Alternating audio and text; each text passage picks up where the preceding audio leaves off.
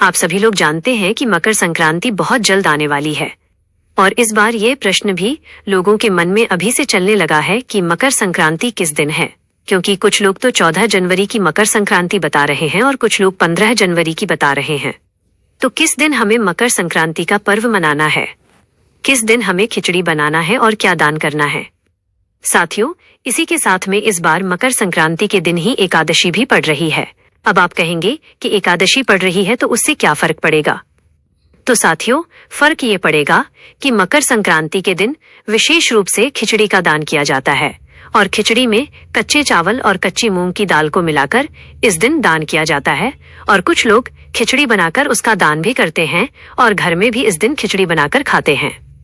साथ ही में मूंग की दाल की जगह आप उड़द की दाल भी चावल में मिलाकर दान कर सकते थे।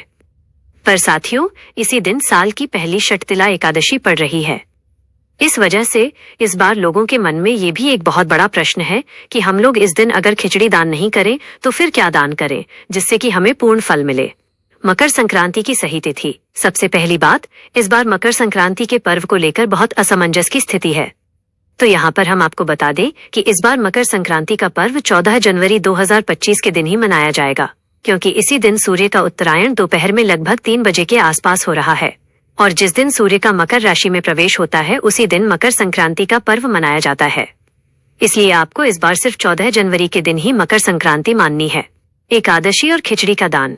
14 जनवरी को मकर संक्रांति है, ये तो ठीक है, पर इसी के साथ में एकादशी भी है।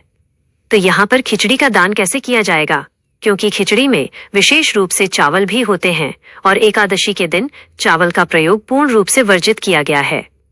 साथियों, इस बार एकादशी होने के कारण न आप खिचड़ी का दान कर पाएंगे और न इसे अपने घर में बना पाएंगे।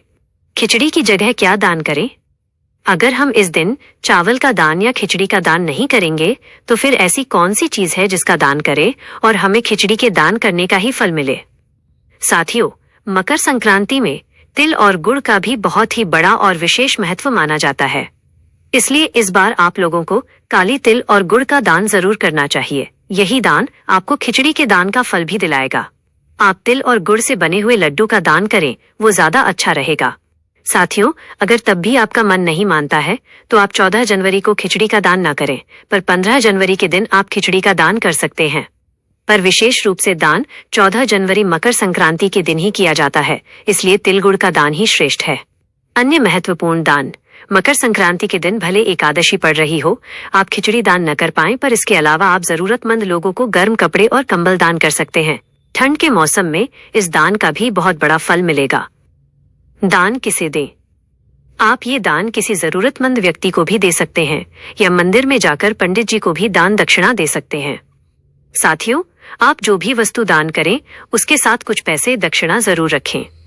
हमारे दान में जो भी कमी होती है वह दक्षिणा उस कमी को पूरा कर देती है, इसलिए अपनी क्षमता अनुसार रुपए रखकर ही दान करें।